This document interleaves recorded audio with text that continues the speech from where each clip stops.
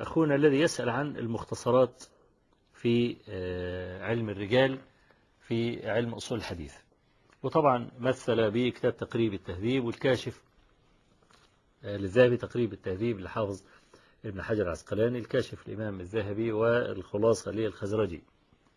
الحقيقة هذه طبعا كتب قد ينتفع بها المبتدئ الذي يدرب نفسه فقط على مسألة الحكم على الإسناد كتدريب يعني، لكنها لا تصلح في الحقيقة للذي يريد أن يصيب الحكم الصحيح على الحديث. ليه؟ لأن هذه الكتب لما يقول مثلا الحافظ ابن حجر العسقلاني في راوي من الرواه أنه صدوق يهم مثلا، هو الصدوق الذي يهم ده الوهم بتاعه كم في المية؟ ثانيا الحديث اللي أنا بخرجه ده هل هذا مما وهم فيه ولا لا؟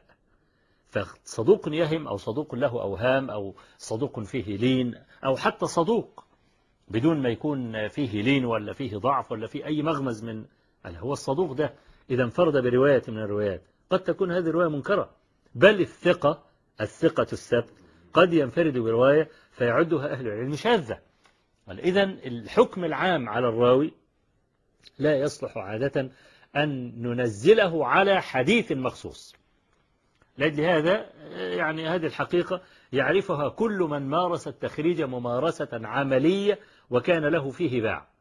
ممكن يبتدي بهذه المختصرات في الأول، قد ينتفع بها زي ما بقول للوصول إلى حكم تدريبي يعني يتدرب، لكنها لا تصلح بحال من الأحوال لرجل يريد أن يصيب الحكم على الحديث. وطبعا هذا الكلام فيه تفصيل، لا أرى يعني أن الوقت مناسب للتوسع في مثل هذا، لكن سنتكلم بإذن الله تبارك وتعالى في برنامج حرس الحدود عن علم أصول الحديث، لأن الحارس الذي يقف على الموقع لابد أن يكون متزودا بأسلحة، حتى إذا أراد أي متسلل أن يتسلل من خلال الحدود يقدر يوقفه. الواقف على حدود الإسلام لابد أن يكون عالما بأصلين كبيرين، الأصل الأول علم أصول الحديث، الأصل الثاني علم أصول الفقه. لازم يكون دارس هذا العلم وهذا العلم، بحيث لو أي واحد أراد أن يتسلل بأي شبهة من الشبه يقف هذا الجندي اليقظ لهذا المتسلل ويوقفه عند حده.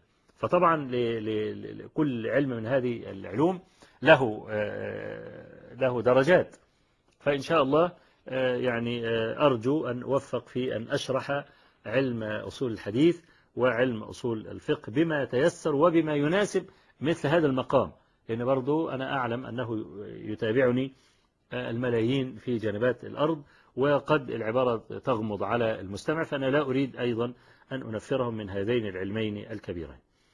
فلعله إن شاء الله إن فسح الله عز وجل في العمر ووفق سبحانه وتعالى إلى مثل هذا نلقي نظرة على هذه الكتب المختصرة ونبين ما لها وما عليها. نعم والله أعلم.